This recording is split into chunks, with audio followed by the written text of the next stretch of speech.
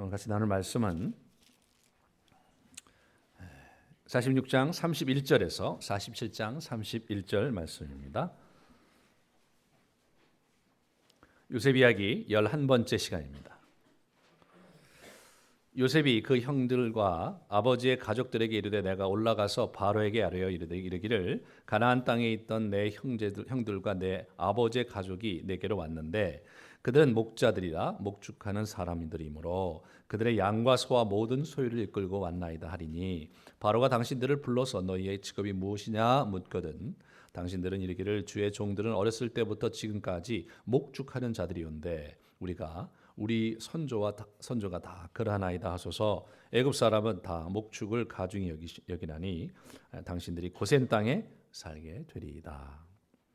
요셉이 바로에게 가서 고하여 이르되 내 아버지와 내 형들과 그들의 양과 소와 모든 소유가 가나안 땅에서 와서 고센 땅에 있나이다 하고 그의 형들 중 5명을 택하여 바로에게 보이니 바로가 요셉의 형들에게 묻되 너희 생업이 무엇이냐 그들이 바로에게 대답하되 종들은 목자이온데 우리와 선조가 다 그러하니이다 하고 그들이 또 바로에게 고하되 가나안 땅의 기근이 심하여 종들의 양떼를 칠 곳이 없기로 종들이 이곳에 거류하고자 왔사오니 원하건대 종들로 고센 땅에 살게 하소서.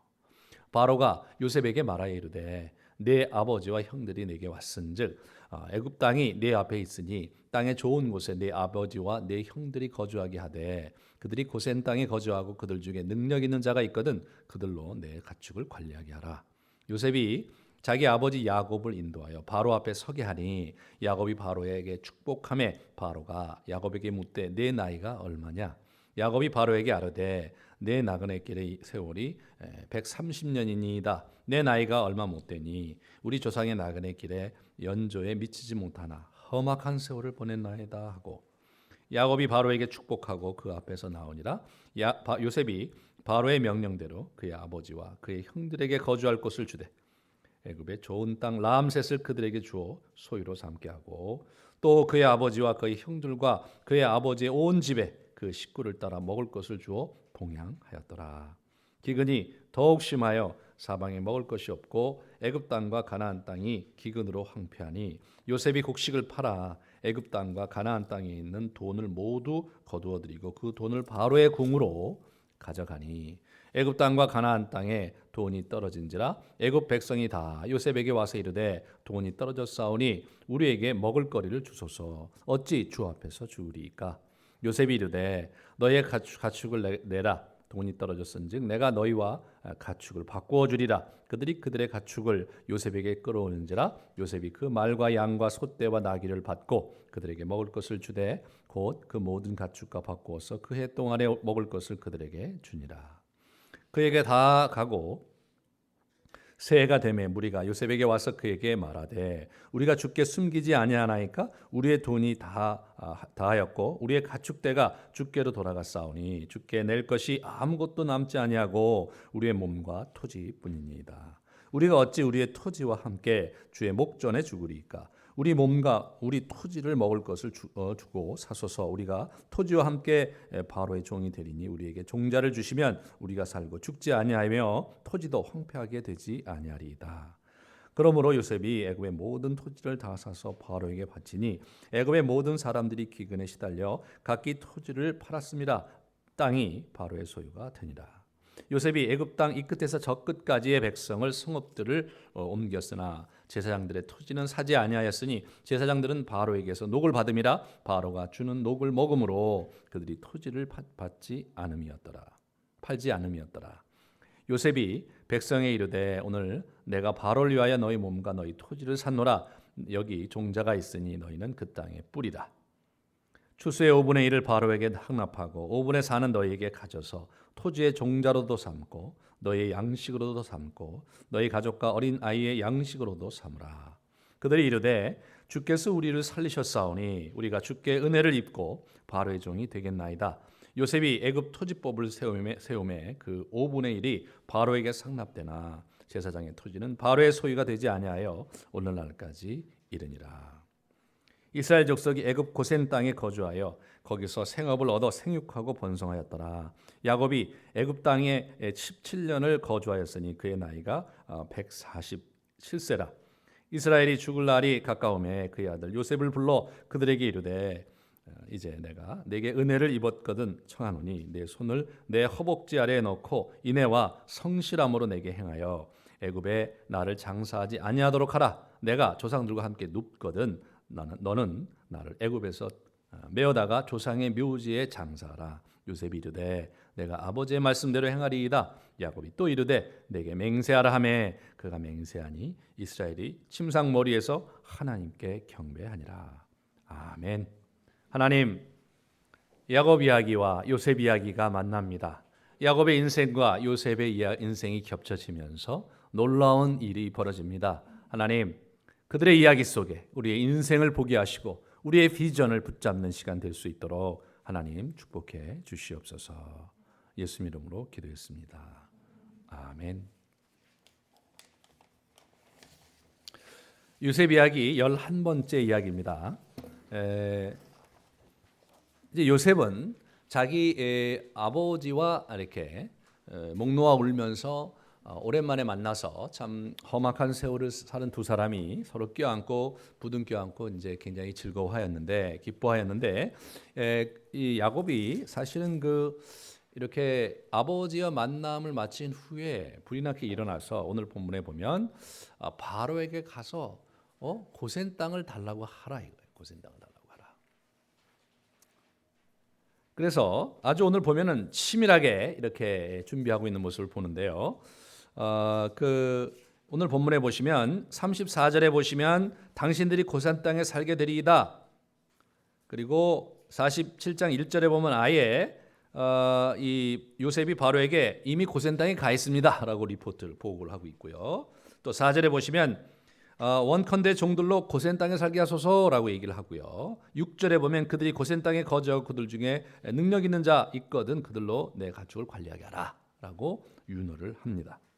그리고 11절에도 보면 애굽의 좋은 땅 라암셋 얘기가 나오고 또 한 번 더 나옵니다. 27절에 애굽 족속이 애굽 고센 땅에 거주하며 이렇게 고센 지역에 대한 강렬한 관심이 있었던 걸 보게 돼요. 요셉이 형들을 잘 코치합니다.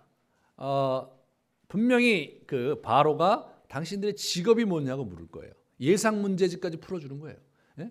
직업이 뭐냐고 물으면 이렇게 직업이 목축업이다라고 얘기하지 말고 그걸 넘어서서 우린 조상 대대로 목축업에 종사했고 지금도 우리가 양떼 소떼를 데리고 와서 지금 고센 땅에 거하고 있다 이렇게 얘기하라 이거예요. 예?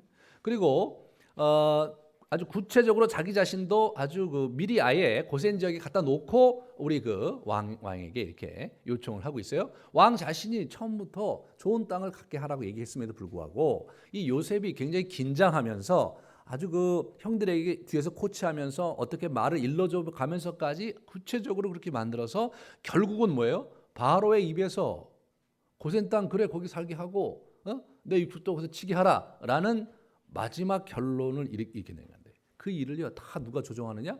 이게 다 누굽니까? 요셉이 조종하는 거죠. 지금요 요셉이 실권을 가졌어요. 물론 바로가 요셉을 고용했지만 그러나 왜 그런 거 있잖아요. 허수아비 있잖아요. 허수아비. 지금 보면 거의 바로가 허수아비예요. 네. 요즘 무신 정권 무신 혹시 드라마 보시는지 모르겠는데 고려 무신 정권 시대의 왕은 허수아비였어요. 그래서 뒤에서 무장들이 이렇게 다 해놓으면 가서 그냥 껄떡거리고 술이나 한잔 먹고 풍악을 울리고 막 이렇게 지냈거든요. 허수아비. 지금 허수아비 비슷하게 됐어요. 사실은 처음에 줬을 때는 허수아비가 아니었는데 실권을 이제 이 사람이 가져가면서 거의 이제 사태가 그렇게 돌아가고 있는 걸 보게 되죠. 여기서 우리는 왜 요셉이 그렇게 집요하게 고센 땅이어야만 했느냐, 이 고센 땅이어야만 했느냐. 왜 요셉은 그렇게 아주 집요하게 고센 땅에 집착하느냐. 그걸 우리가 봐야 되겠습니다. 우리 PPT 파일을 좀 보여주세요. 예, 이게 요셉 가족이 애굽 이주를 가는 그림을 이 벽화에다가 그려놓은 것이라고 제가 생각합니다. 이게 워낙 이 그림이 그런 것인지는 알 길이 없어요. 좌우지간 제가 보니까 이 그림이 그 그림이 분명하다. 거다라고 제가 믿는 겁니다. 자, 이렇게 이제 이렇게 갔어요. 요셉의 일가족이 갔습니다. 그 다음에 보여주세요. 여기가 이제 우리가 이 이집트가 어디 있는지 잘 모르는 분들도 있잖아요. 제가 이렇게 보여드리는 겁니다. 그래서 여기가 유브라디스 이쪽이 메소포타미아 이쪽이고 이쪽 이집트 문명이 나일강이 이렇게 있고요. 여기가 이제 이 그죠? 아프리카 대륙의 요쪽 부분이에요. 그다음에 넘겨주세요. 이 나일강이요. 나일강이 보시면 이렇게 길어요. 이렇게 길어요. 엄청나게 길죠. 이게 6,300km나 된대요. 여기가 빅토리아우스인데 빅토리아우스가 어디냐? 케냐에 있어요. 케냐에. 케냐에서 쭉 뭐 가보지 않아서 잘 몰라요. 여러분 가보신 분이 혹시 있어요? 케냐에? 없어요? 이집트는 가보신 적 있어요? 어차피 모르시는군요. 됐습니다. 그러면 여기서 이제 올라가서 이렇게 가다가 쭉 이렇게 막 여러 가지 지류가 합해져서 여기 이제 수단, 이디오피아를 넘어서서 이집트 들어가는데 여기가 이집트인 거예요. 요쪽은 이제 이게 상이집트, 이쪽은 이제 굉장히 이제 뭐랄까 나무도 많고 숲을 두거지고 그런 곳이죠. 근데 여기로 가면 갈수록 이렇게 돼갖고 여기 어떻게 되느냐? 여기 이제 강 하나로 이렇게 모아지는데 여기가 이집트인 거예요. 이렇게. 자, 그다음에 넘겨주세요. 근데 이제 이렇게 보시면 이게 이제 항공 사진이거든요. 세상이 좋아서 이런 걸 막 우리가 볼 수가 있죠. 자, 보세요. 여기가 뭐예요? 삼각주, 그죠? 그리고 나일강이 이렇게 돼 있는 거예요. 여러분 그 이집트가요 95%가 사막이에요. 그러니까 딴 데는 다 사막이에요. 딴 데는 다 사막이고 여기하고 여기 이게 우리 나일강 연안 거기만 사람이 살 수 있고 뭔가 농사를 지을 수 있는 것이고요. 딴 데서는 다 이제 이렇게 사막인 거예요. 그러니까 이게 보면 여기가 좀 쉽지가 않구나 그런 생각을 우리가 이제 하게 되는 거죠. 그 다음에 그래서 여기 보시면 옆으로 놓은 건데요. 실제로 이제 여기가 이제 저기입니까 온 제상 나오죠. 태양신을 모시는 곳이 여기 꼭지점 여기 있었고요. 멤피스 이런 게 이쪽에 있었어요. 그리고 이 상이집트 이쪽에 이제 여러 가지 더베라든가 이런 그러니까 고대 이집트의 수도들은 대부분 이쪽에 있었습니다. 여기 있지 않고. 왜냐하면 여기는 외침이 심하기도 하고 홍해 이쪽에 가면 갈수록 더베가 이쪽으로 이 홍해 이 물동량이 많았거든요. 그래서 이쪽으로 저기 해로를 통해서 물동량이 있고 그래서 이쪽에 이제 수도들이 있었던 거예요. 자, 그다음 이 고센 문제의 고센이 어디냐? 이게 이제 초토화 대석에 남아 있는 유적들이고요. 넘어갑시다. 예. 여기가 고센인 거예요. 그러니까 여기서 이제 이렇게 온 거죠. 이게 고센 여기입니다. 이집트가 여기 있고요. 여기 보시면 히에라폴리스하고 멤피스 뭐 이런 데가 여기 있어요. 고센이 여기 있고요. 지금 왕은 이쪽에 있는 거예요. 바로는 밑에. 그리고 이제 여기다가 고센 지역에다 그냥 놔두고 형들 몇과 야곱만 데리고 여기까지 와서 지금 바로를 아련하고 있는 거예요. 그 다음에 넘겨주세요. 예, 그러니까 좀 더 자세히 보면 이런 거죠, 그죠? 그래서 고센 지역이 여기 딱 고센이에요. 그죠? 이렇게 돼서 이게 주로 이렇게 돼 있고 여기가 주로 이제 고대 이집트의 수도들이 있었고 여기는 농사짓는 곳이고 이제 그런 곳이었어요. 그다음에 넘겨주세요. 이제 한글 영어가 잘 안 들어오는 분을 위해서 제가 한 번 더 이렇게 서비스를 한 겁니다. 여기 헬리오폴리스, 예, 여기 그래서 온 제사장의 딸 이게 뭐예요? 온이 뭐냐면 태양신 섬기는 곳이거든요. 애굽의 주신이에요. 여기가 이렇게 있었고 멤피스가 있었고 언제 한번 같이 가봅시다. 이게 참 이렇게 보고만 이게 답답하죠. 예, 이게 고센 지역이 여기 있습니다. 넘어가세요. 여기 초원이 이런 거예요. 예? 그 다음에 이래요. 그 다음 한 번 더 넘기세요. 예. 굉장히 비옥하고 들이 아주 이렇게 비옥한 곳이에요. 그 다음에요. 농사를 이렇게 짓는 거예요. 그러니까 나일강은요. 저기 이집트 때는 연 강우량이 30mm가 채 안 된다 그래요. 그러니까 이제 물이 어떻게 되냐면 상류의 뭐 이디오피아라든가 수단 그쪽에서 비가 많이 내리면 그 물이 흘러갖고 범람을 하면 그 범람을 호수에다가 이렇게 범람물을 가둬뒀다가 그걸 이런 식으로 이렇게 퍼서 그래서 이제 이렇게 농사를 짓는 거죠. 굉장히 재밌죠 이게 이렇게 여기다가 이렇게 했는데 우리 물레방아보다도 이게 훨씬 더 괜찮은 것 같아요. 애들이 머리가 더 좋은 것 같아요. 여기다가 물동을 이렇게 갖고 이렇게 했으니까 저희들 뭐 물레방아도 좋다고 하지만 이게 더 좋은 것 같습니다. 그다음에 넘어가시죠. 그래서 이제 이런 비옥한 들이 있는 거예요. 그러니까 애굽에서 가장 비옥한 땅인 거예요, 여기가. 그래서 우리가 이제 생각해봐야 될 게 뭐냐면 이 우리 뭘 생각한 거냐? 첫 번째로 가장 비옥한 땅이면서 목축업을 할 수 있는 땅이어야 된다. 두 번째는 뭐냐면 이집트 사람하고 분리시키기를 원했던 거예요. 다행히 이집트 사람들이 목축업 종사하는 사람을 굉장히 이렇게 하대했던 거예요.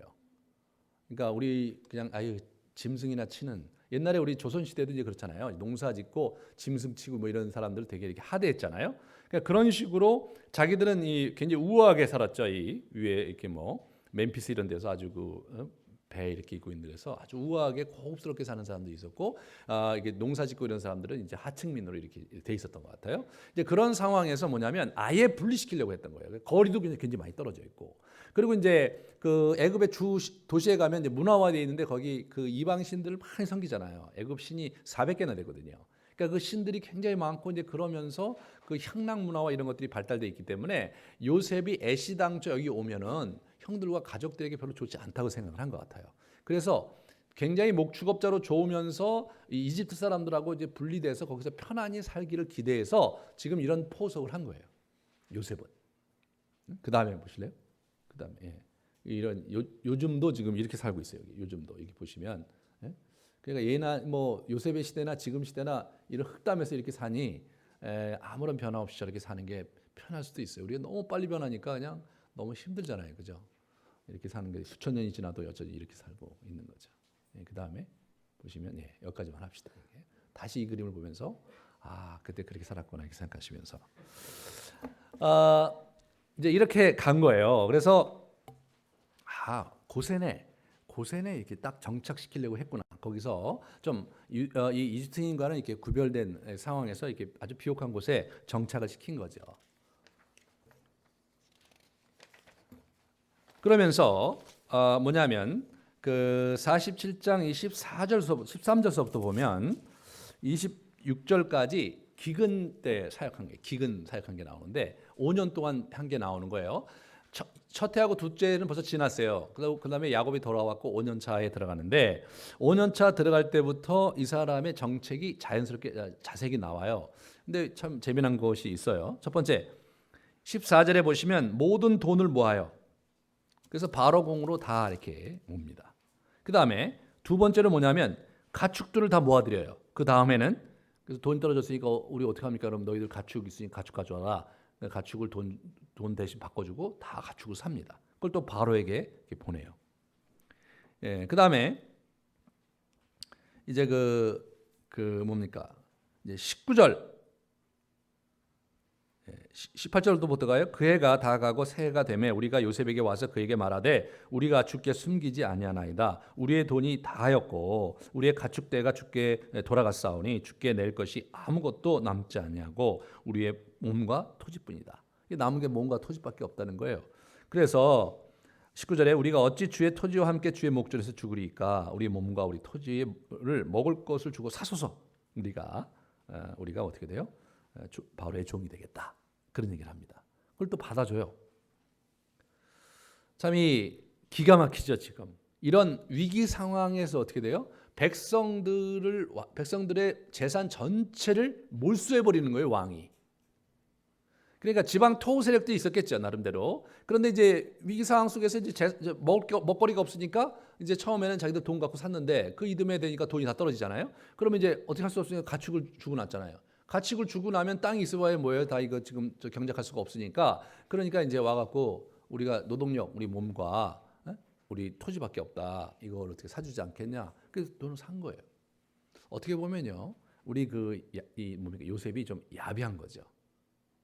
어떤 사람이 재정적인 위기와 이게 천재지변을 당해서 어려운 사람들이 있는데 그런 사람들에 가서 아주 헐값에 그 땅을 사고 말이에요. 그 사람들을 노예로 샀다. 그런 사람이 만약 있다. 그럼 어떻게 됩니까? 진짜 나쁜 사람이죠. 그 요셉이 과도할이 많지 뭔가 집착한 것 같아요. 그래서 결국 뭐냐면 바로가 애굽 전체를 사버렸어요. except 뭘 예외가 있냐면 제사장들, 신전들을 지키는 그 제사장들 거는 못 샀어요. 왜냐하면 바로가 그 사람 먹거리를 제공했기 때문에 그건 못 샀는데 나머지는 다 사버렸어요. 노동력도 다 사버렸어요. 이 사람이 왜 이랬는가? 아주 굉장히 결정적인 그 증거가 왜 이렇게 했는지 보면요. 그 의도가 나타나 21절에 요셉이 애굽 땅 이 끝에서 저 끝까지 백성을 어떻게 돼요? 성읍들에 옮겼다. 그래서 이 끝에서 저 끝까지 애굽 사람들을 성읍에 옮겼어요. 뭐 그렇게 간단히 끝냈어요. 하지만 이게 뭐냐는 거예요. 왜 애굽 사람들을 다 이쪽으로 흩어서 저쪽으로 보내고 막 이렇게 하면서 나름대로 뭐냐면 국토 종합 개발 계획을 세워서 그래서 뭐예요? 사람들 다 이주시켜 버린 거예요. 그 뭔가를 이게 딱 재편한 거예요. 거주 공간까지 다 재편한 거예요. 그러면 이 사람이 그렇게 재편해서 뭘 하려고 했느냐? 우리는 잘 모르겠지만 이게요. 400년 후에 이상한 그림으로 나타나요.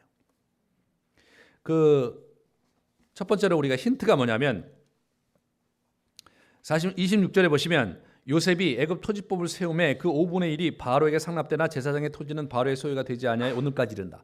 오늘날까지 이르렀다. 이 오늘날이 언제냐? 지금 광야에서 이 글을 쓰고 있는 사람이 모세거든요. 출애굽 상황에서 광야 시대에서 이 글을 쓴 거란 말이에요.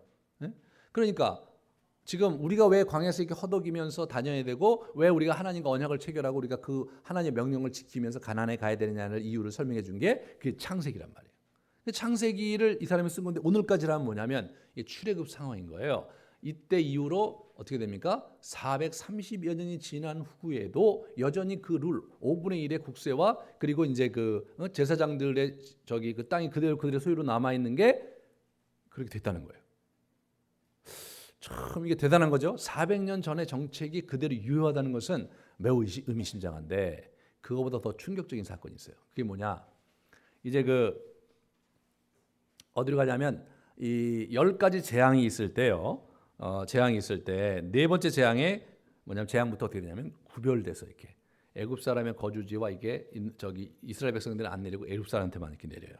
다섯 번째 재앙도 가축 재앙이 내리는데 애굽 사람들 가축에만 재앙이 내리고 이스라엘 사람 가축엔 재앙이 안 내려요. 좀 수상하죠? 그러면서 어떻게 되면 일곱째 재앙이 우박이 내리는데 이집 사람의 밭에만 우박이 내리고 이스라엘 사람에게 우박이 안 내려요. 그러면은 이 땅이 이렇게 이쪽 경계가 이렇게 있으면 여기는 이스라엘 사람들 거고 여기는 이집트 사람 거다. 그리고 중간중간에 막 섞여 있다고 생각하면요. 중간중간에 막 이집트 사람하고 우리 애굽 사람하고 이제 우리 이스라엘 사람들하고 땅들이 막 섞여 있다면 그러면 위에서 이제 우박이 쫙 내리다가 그다음에 탁 떨어지고 여기 안 떨어지고 이렇게 생각할 수 있지만 좀 수상하죠. 뭔가 있잖아요. 근데 결정적인 게 있어요. 그게 뭐냐? 9번째예요. 흑암의 재앙인데 빛이 3일 동안 없어졌어요. 그런데 이스라엘 지역에는 빛이 있었고요. 이스라엘이 아닌 애굽 지역에는 빛이 없었어요. 그것은 무엇을 의미합니까? 완전히 구별되어 있다는 것을 의미하죠. 네? 완전히 이스라엘 사람들이 사는 지역과 이스라엘 사람이 살지 않는 지역이요. 이게 완전히 구분되어 있는 거예요. 그러니까 재앙이 하나님께서 재앙 내기가 편하신 거예요. 이쪽 지역은 아니고 이쪽 지역만 하고. 만약 이게 섞여 있으면 하나님 굉장히 고통스럽고 천사들이 막 반란을 일으켰을지 모르죠.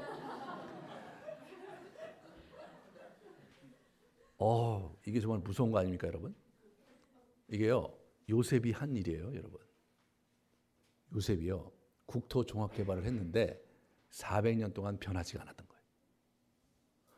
그 중간에요, 정권이 바뀌어요. 왕조가 바뀐단 말이에요. 왕조가 바뀌었는데도 토지 제도와 이 전체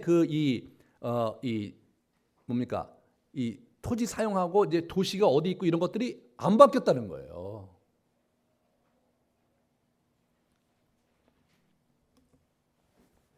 이 풍요로운 땅에서 참 그 일을 한 거죠. 이게 뭐 한 겁니까, 여러분? 이게 왜 이런 짓을 했을까요? 이게 뭐 한 거냐면요. 이 이집트 땅에서 이 이스라엘 사람들이 어떻게 이스라엘 민족으로 성장하는 그런 터전을 만드는 거예요. 그런 시스템을 만든 거예요. 사실 애굽 총리인 줄 알았더니 알고 보니까 몇 백 년 지나고 보니까 애굽 총리가 아니라 애굽을 거덜내서 이스라엘을 민족 만들려고 하는 와 대단한 거죠. 숙주. 그러니까 이 이집트는 숙주였어요. 그래서 그냥 자기들이 몰래 이렇게 쳐들어와 갖고요. 거기서 조그맣게 들고 어떻게 하다 보니까 400년 되니까 다 거덜내고 가져가잖아요. 은금 폐물까지 다 가져갑니다. 그래서 애굽이 거지가 됐죠. 그 이후로 오랫동안 애굽은 역사상 일어나지 못했어요. 그때 거덜나가고. 그러니까 숙주였어요. 애굽이 숙주. 그걸 누가 한 거냐? 그걸 요셉이 했는데 하나님이 요셉에게요. 요셉에게 그 민족 얘기를 하신 적이 없어요. 하나님 누구한테 그 얘기를 하셨습니까? 지난 시간에 말씀드렸죠. 야곱아. 어? 넌 두려워하지 말고 애굽에 내려가라. 거기서 내가 너를 큰 민족을 이루게 하겠다. 큰 민족 이루는 사명을 누가 받았느냐? 야곱이 받은 거예요. 야곱이요. 오늘 이렇게 그러니까 이게 양괄 구조로 되어 있거든요. 이게 그 유명한 양괄이 또 나옵니다. 그러니까 이게 45장 넘어가잖아요. 양괄을 모르면요 어떻게 됩니까? 해석이 안 돼. 해석이. 그러니까 양괄을 모르면 어떻게 되냐? 쥐뿔도 모르게 되는 거예요. 자, 이렇게 보시면 제가 처음에 이렇게 했잖아요. 그죠? A, B가 있고 B-A-가 있죠. A가 뭐냐면 140세의 나그네 야곱이에요. 네? 그 다음에 이제 A-가 뭐예요? 이 사람이 147세 됐다는 거예요. 그러면서 이집트의 가장 좋은 땅 라암셋에 정착했다가 B죠. B-는 뭐예요? 고센에 정착해서 생육하고 번성했다. 이렇게 되는 거예요. 그러니까 이게 뭐예요? 이 가운데도 이걸 놓다는 건 뭘 의미합니까? 이게 17년 동안 있었던 일이라는 거잖아요. 17년 동안 있었던 거예요. 그런데 이 마지막에 이 야곱이요. 그 28절에 보시면 애굽 땅에 17년을 거주하였으니 그의 나이가 140세라. 17년을 저자가 강조해요. 그냥 147세라 하면 금방 알잖아요. 머리 좋은 사람들은. 금방 알아요. 근데 이 17년 있잖아요. 17년을 앞에 써놓은 거면 이거 강조한 거예요. 네? 17년 동안 있었다는 걸 강조하는데 여태까지 일들이 17년 동안 있었던 일이라는 거예요. 그런데 이 사람이 죽을 날이 가까우니까 어떻게 돼요? 요셉을 불러갖고 뭐예요? 나 여기 안 죽는다? 나 막벨라 굴에 간다. 그 얘기한 거예요. 너 맹세하라. 그러니까 이게 맹세를 시킨 거예요. 그리고 나서 31절에 맹세하니까 어떻게 됩니까? 이스라엘이 침상 머리에서 하나님께 경배해요. 이게 뭘 얘기하는 겁니까? 이 사람이요 17년 동안 자기 자기 요셉을 잘 코치해 갖고 이걸 완전히 400년 대계로 이걸 만든 거예요. 요셉이 야곱을 만나기 전까지는 어땠냐면 어떻게 상황 인식을 하고 있었냐면 내가 여기 온 이유는 이런 이 기근의 때에 하나님께서 우리 그 가족들을 살리게 하시고 생명을 보존하게 하시려고 나를 보냈다. 그게 요셉의 고백이었잖아요. 그죠? 하지만 그게 다가 아니었어요. 야곱이 왔을 때 그게 다가 아니다. 우리가 여기 온 목적은 잠시 기근을 피해서 생명을 보존하기 위해서 온 게 아니라는 거예요. 애굽을 숙주 삼아서 70명이 장정 60만이 있는 엄청난 그 민족이 되는 거예요. 그게 430년 만에 있는 일이라는 거예요. 그러려면 이걸 완벽하게 이 애굽을 이용해야 되거든요. 고대 사회에서요 인구가 그렇게 폭발적으로 빨리빨리 증가할 수가 없는 거예요, 여러분. 예? 우리나라가 어떻게 됩니까? 우리나라가 이 고려 시대가 250만 정도였어요. 예? 그리고 이제 조선 때 초가 한 1000만 정도였어요. 그리고 우리 어떻게 됩니까? 그게 1000만 정도였는데 학자들에 의하면 19세기 그러니까 20세기 초도요 별로 그렇게 차이가 없었어요. 지금 어떻게 됩니까? 한 세기가 지났는데 남북한 합해서 8천만이잖아요. 그건 뭐예요? 20세기의 의술의 발달 때문에 그렇게 된 거예요. 학자들이 그렇게 얘기하는 거예요. 의술의 발달 때문에. 그리고 기술의 발달에 의해서 그 생산성이 높아지고 의술이 발달해갖고 그래서 이제 병을 치료하고 그러니까 이게 수명이 자꾸 길어진 거란 말이에요. 그리고 유아 사망률이 급격히 저하되면서 사람들이 많이 생긴 거란 말이에요. 우리나라만 해도요. 70년대까지만 해도 유아 사망률이 매우 높았어요. 그래서 여러분 부모님 세대에 보면 누가 이렇게 돌아가신 분들이 있을 거예요. 예, 그러니까 그렇게 되는 거예요. 고대 사회가 그렇게 될 수가 없어요. 그러니까 그렇게 400년이지만 70명의 그 어줍지 않은 친구들이 갑자기 20세 미만의 장정이 60만 있으니까 2, 300만 됐을 거 아니에요. 그러면 2, 300만이요. 우리로 얘기하면 어떻게 돼요? 그냥 고려 인구예요. 여러분 고구려가 200만 좀 넘었다는 거예요. 200만 고구려가. 그 당시 중국이 2천만이었다는 거예요. 당나라 수나라가 2천만이었던 거예요. 10배. 그래서 뭐 이겨서 굉장히 큰 거다라고 막 리포트하고 그러거든요, 학자들이. 그러니까 200만이면요 엄청나게 큰 민족인 거예요. 여러분 고구려 생각해 보세요. 엄청나게 대단하잖아요. 그러면 여러분 생각해 봅시다. 어떻게 되냐면 이 야곱이 와서 얘기한 거죠. 야, 우리 나 여기 먹고 살러 온 거 아니다. 오다가 저 브에세바 들려서 하나님 만났는데 이 사태가 심상치가 않다. 우리가 큰 민족을 이루어야 된다. 그래서 어떻게 돼요? 뒤에서 코치한 거죠. 지금 이렇게 그 전까지만 해도 이 요셉이요, 그 굉장히 자비심을 가지고 사람들에게 베풀었던 거죠. 이렇게 착취하려고 이렇게 한 게 아니에요, 이 사람이. 만약 여러분 이게요 원성을 얼마나 사기. 지방 토호들이 지금은 먹거리가 없으니까 그 요셉이 뺏어가는 걸 다 받아들였겠지만 만약에 다시 그 생산성이 일어나고 경제가 발전하면 어떻게 됩니까? 이 사람들이 요셉을 어떻게 생각하겠어요? 철철지 원수로 생각하지 않겠습니까? 요셉을 무너뜨려야 된다고 생각했을 거라고요. 그게 역사 아닙니까? 역사. 그러니까 이런 식으로 부당하게 정말 사람의 약점을 잡아갖고 빼앗는 거를 강탈이라고 그러는 거예요. 요셉은 강탈자로 바뀌었는데 왜 강탈자로 바뀌었느냐? 야곱을 만났기 때문에. 야곱을 만나서 이 사람이 뭐예요? 지금 이게 이렇게 가는 게 아니라 지금 어떻게 돼요? 여기서 큰 민족을 이루어야 되는데 큰 민족을 이루려면 어떻게 되느냐를 그걸 골몰하게 생각하면서 착실히 긁어모은 거예요. 돈 다 긁어모으고 가축 다 긁어모으고 양떼 토지 그리고 급기야 노동력까지 자기 걸로 확보를 한 거예요. 그리고 어떻게 됩니까? 국토종합계획을 다시 해갖고 성을 여기저기 지은 다음에 다 그쪽에 배치했는데 알고 보니까 430년에 보니까 고센 땅 근처 그쪽에 뭐예요? 애굽 사람들이 안 사는 거예요. 그러니까 애굽 사람들을 어떻게 고센 땅 인근 전체를 완전히 해갖고 저쪽으로 다 소개시켜 버리는 거예요. 변방으로 다 막 북쪽 남쪽으로 다 이주시켜 버린 거죠. 근데 이것이 얼마나 퍼펙트했으면 정권이 바뀌었는데 그 기조를 계속 유지했냔 말이에요. 그러니까 이 사람이요 머리가 비상한 거예요. 궁극적으로 바로 정권을 위해서 하는 게 맞아요. 네? 실제로 정권을 갖고 있는 바로 왕조에 긍정적인 기여를 하도록 시스템을 만들지 않으면 그 다음 정권이 무너뜨릴 게 너무 분명하잖아요. 그러니까 그 기조를 그대로 유지하면서 그러니까 누가 왕이 돼도 누가 바로가 돼도 이 시스템을 계속 받아들일 수밖에 없는 형태의 구조를 만든 거예요, 이 사람이요. 그러면서 고센을 깡그리 비워서 거기서 이제 애를 키우게 됐는데 어떤 직구주의학자가 그걸 연구를 했는데요. 한 부부가 결혼을 해서 16명을 낳아서요. 하나도 죽이지 않고 착실히 키우면 그 숫자가 된다는 거예요. 기하급수적으로 늘어나는 거거든요. 10대 후반에 결혼해갖고 애를 쭉 16명 낳고 쭉 키운 거예요. 근데 여러분 낳는다고 클 수 있는 게 아니잖아요. 뭐가 있어야 됩니까? 이 재정적인 기반이 탄탄해야 돼요. 그죠?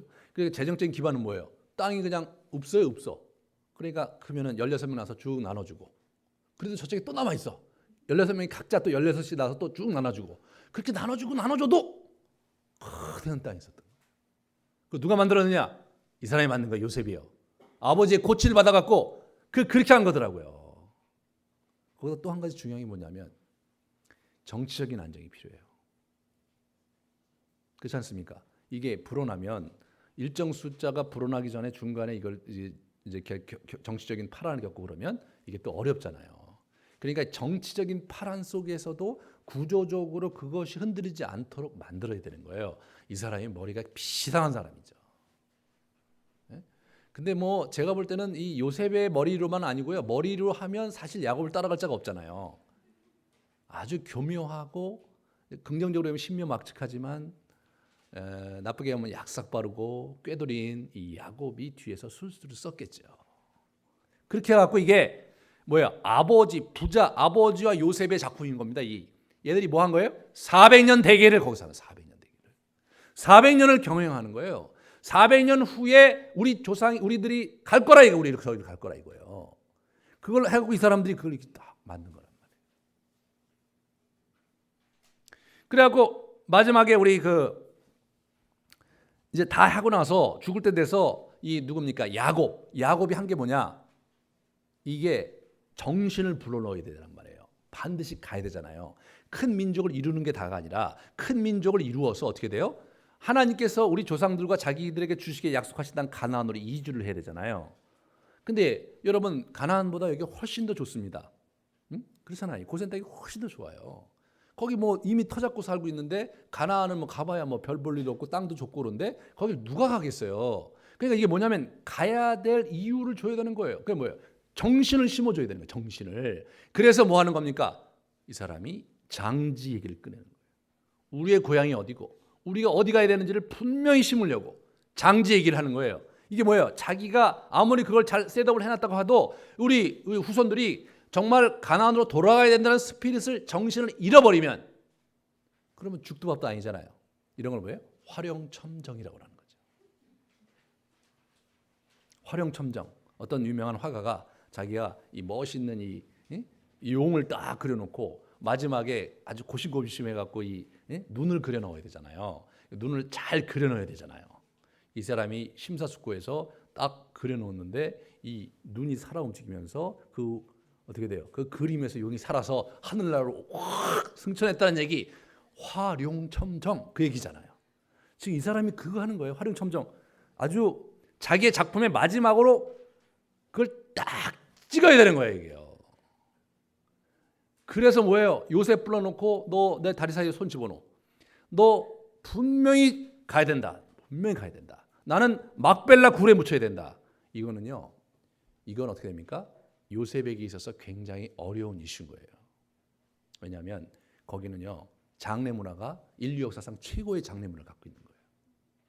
네. 그래서 이제 죽으면 사후세계에 대한 그 비전이 많았기 때문에 그러니까 이 장례 문화가 굉장히 이제 커다란 곳인데 나중에 보시면 알겠지만 50장에 보면 국장으로 보냅니다. 그렇게 되면 어떻게 돼요? 국장이 되면 나라의 위신과 채통이 있는 거예요. 그리고 이 사람이 애굽의 2인자잖아요. 그러니까 이 사람의 바로의 요셉의 채통도 있고 그러기 때문에 장지 선정에서 어떻게 돼요? 나라에서 장지위원회가 형성이 되고 장례위원회가 형성이 돼서 그 국장을 치르는 거란 말이에요. 그러니까 그런 모든 애굽의 방백들과 애굽 전체 정부 관료들과 사람들이 무슨 얘기를 하든지 간에 그런 정치적인 부담을 떨치고 가야 되는 거예요. 쉬운 일이 아닌 거예요. 그래서 약속을 시키는 거예요. 이거 공인이잖아요. 이걸 이렇게 안 해놓으면 어떻게 돼요? 자칫 외압에 의해서 요셉은 원하지만 정부 관료들과 전체 분위기가 아니 어떻게 여기 장지도 많고 그런데 어떻게 요셉님의 아버님을 아니 무슨 뭐 가나안 이상한 허접한 곳에 그 산꼭대기에 있는 이상한 굴에다 쳐놓냐 말이에요. 이건 뭐예요? 애굽의 자존심에 관한 문제죠. 그렇게 예우할 수는 없다 이렇게 생각할 수 있잖아요. 그렇잖아요, 여러분. 이걸 누가 한 거예요? 이 야곱이 한 거예요.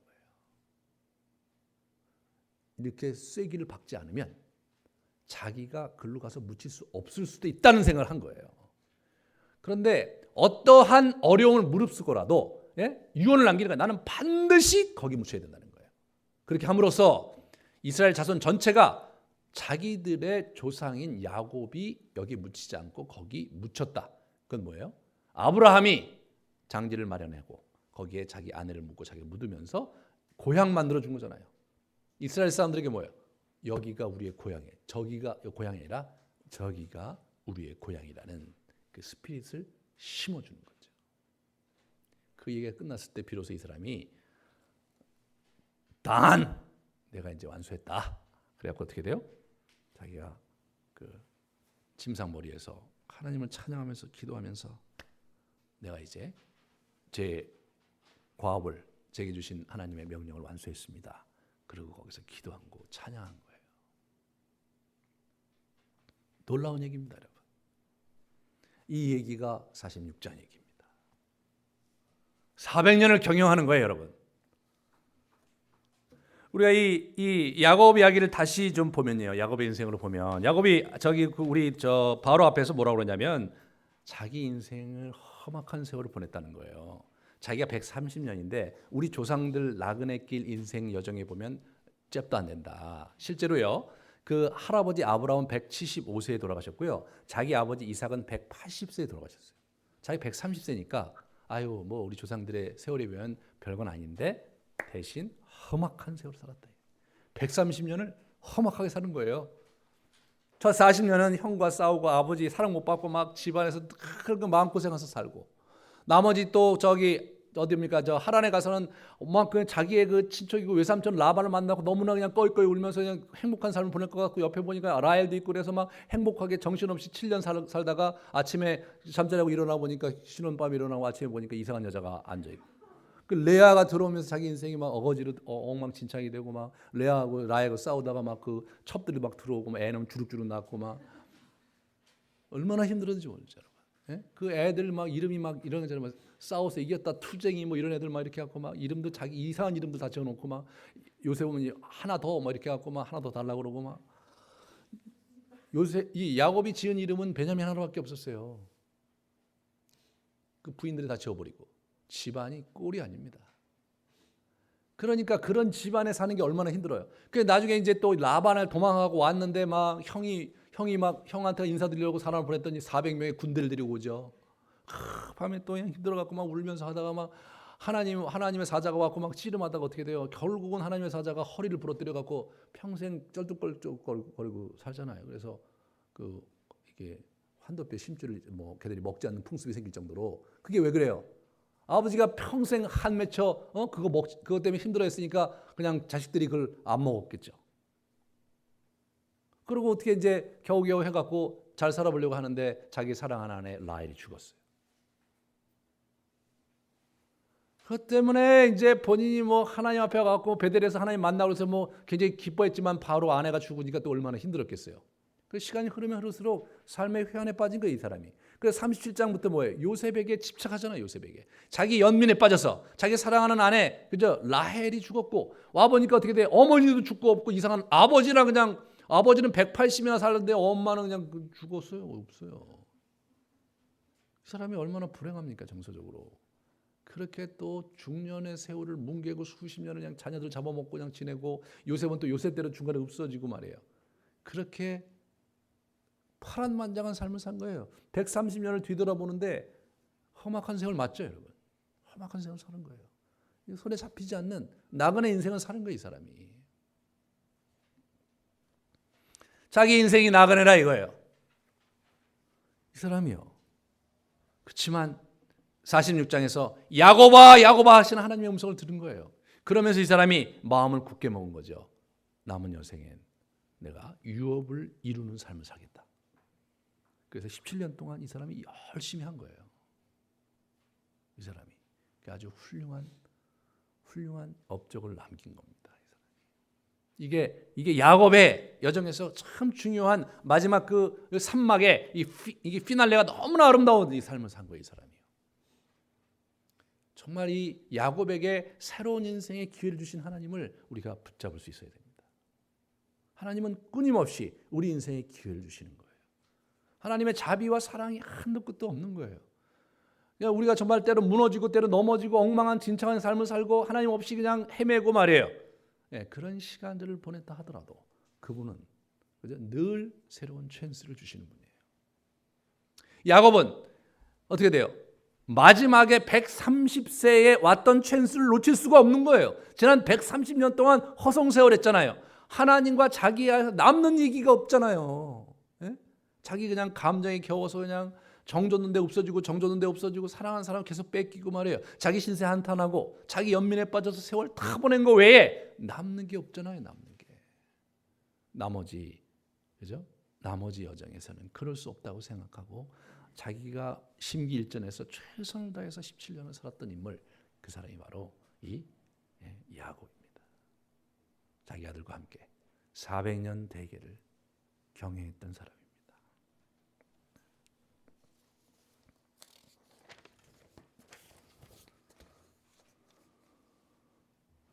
이것이 이 야곱과 요셉 이야기의 아주 굉장히 중요한 길목인 거예요. 요셉은 고수가 되어 있었던 거죠. 하나님 나라의 유업을 이어가는 고수가 되어 있었던 거예요. 애굽의 바로를 위하는 것이고 그의 정권의 그 번영과 번창을 위해서 충직히 봉사하는 것이었지만 사실은 뭐예요? 사실은 하나님 나라의 그 민족을 만들기 위해서 애굽을 숙주로 만드는 정말 무서운 게임을 하고 있었던 거예요. 이 사람들이. 고수죠. 고단수입니다. 고단수의 사람은 어떻게 돼요? 다 나를 위하는 것 같은데 알고 보니까 그 사람 뜻대로 돼 있는 거. 내 마음에도 기쁘고 그 사람을 너무 사랑하고 그 사람이 너무 정말 좋은 사람인 것 같은데 알고 보니까 지 걸 다 가져간 거. 이런 게 고수잖아요. 고수예요, 이 사람들. 무림은 진정한 고수를 원하고 있다. 이런 얘기 아세요?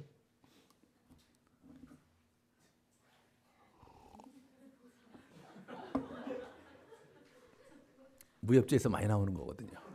제가 옛날에 고등학교 다닐 때 읽었던 무협지에 보면 무림은 진정한 고수를 원하고 있다.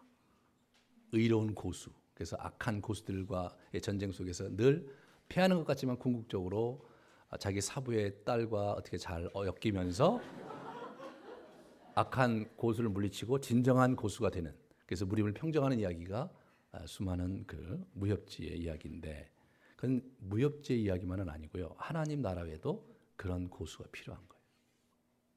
우리가 어떻게 다음 제너레이션을 생각하면서 우리 갈 것인가 생각할 때가 온 거예요. 우리 야곱과 요셉은 400년 후를 생각하면서 지금 자기 인생을 경영하고 애굽을 경영하고 있는데, 우리는 자기 당대에 뭘 이루어보겠다고 말해요. 그렇게 혈안이 돼갖고 그렇게 하면서 망가뜨리고 있냔 말이에요. 어리석기 짝이 없고 참 통탄스럽기 짝이 없는 일이죠. 우리가 이 땅을 살 때 좀 진중하게 우리 인생을 살고, 고수처럼 이게 정말 이게 20년, 30년 앞을 내다보면서 우리 인생을 경영하고, 그리고 이게 그 다음 제너레이션을 바라보면서 우리가 투자할 줄 알고 그렇게 우리 인생을 살아야 합니다. 그리고 신앙생활을 하는데요.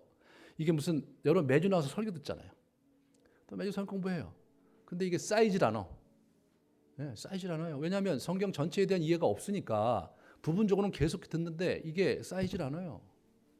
그러니까 제가 이제 이렇게 설교를 하는 거예요. 이렇게 막 챕터 바이 챕터로 막 의학스럽게 막 이렇게 던지는데 또 그것도 또 안 나오잖아요, 그죠?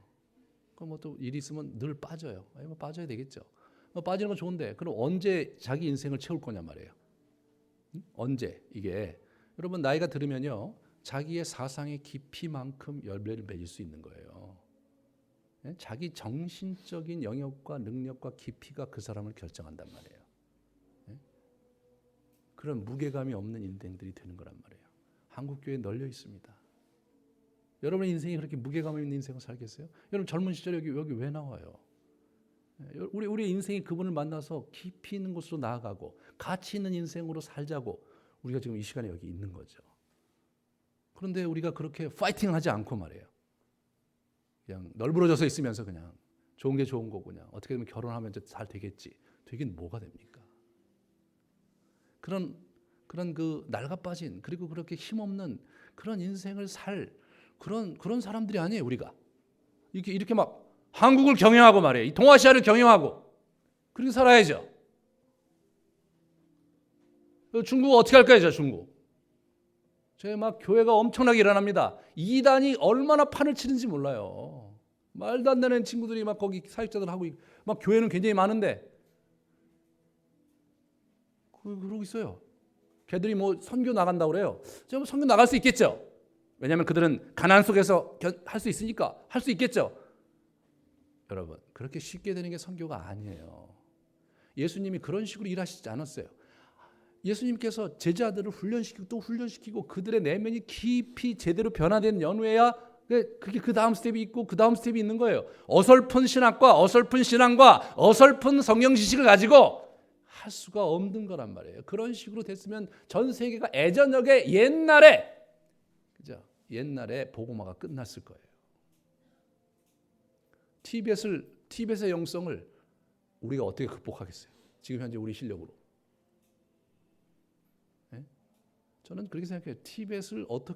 티벳의 영성을 기독교가 어떻게 사로잡느냐가 관건이 아니냐가 이 아시아 전체 이 동아시아에. 그런데 이렇게 허접하게 이제 미국의 이상한 신학 논리와 그 제국주의에 물든 그 미국 신학의 그 패러다임 속에 갇혀갖고 말이에요. 이렇게 허접하게 신앙생활하고 교회는 어떻게 크게 해보려고 하고, 예? 소소한 일에 다 하나님의 은혜고 막 하나님의 뜻이고 뭐 이런 얘기 해가면서 찬양은 그냥 장비를 동원해서 박 터지게 하는데 삶은 여전히 헛헛하고 정말 비참한 그런 그리스도인 삶을 살고 있단 말이죠.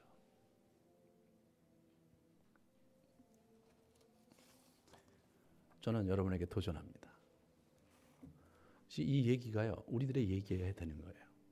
우리 인생을 살되 정말 영원한 이야기를 갖고 사는 인생이 되기를 원합니다. 우리가 우리의 젊음을 보내되 즐겁고 유익하고 행복하게 보내되 정말로 멀리 보면서 우리 인생을 어떻게 준비하고 나아가서 내가 40대, 50대, 60대에 가서 이런 고수의 행보를 할 수 있냐, 자기 분야에서 하나님의 영광을 이렇게 드러내면서 말이에요. 정말 세속적인 사람들, 그 사람들을 도와주고 그들을 위하고 그들을 그냥 품으면서 알고 보니까 다 하나님 나라로 들어가 있고 말이에요. 에? 지금 말이에요. 어줍지 않게 욕먹고 살잖아요. 그리스도인들이. 왜 그래요? 머리가 나쁘거든요. 무식하거든요. 그러니까 욕먹고 사는 거예요. 왜 이런 귀하고 이게 엄청난 진리와 이런 부요함을 가진 우리 기독교가 왜 허접한 욕을 먹고 사냐 말이에요. 우리가. 왜 여러분의 인생이 그렇게 허접하게 휴지 조각처럼 나뒹굴어야 되냐 말이에요. 여러분 하나님 나라의 자손이고 하나님의 그죠? 예수 그리스도의 피로 값주고 사신 인생이잖아요.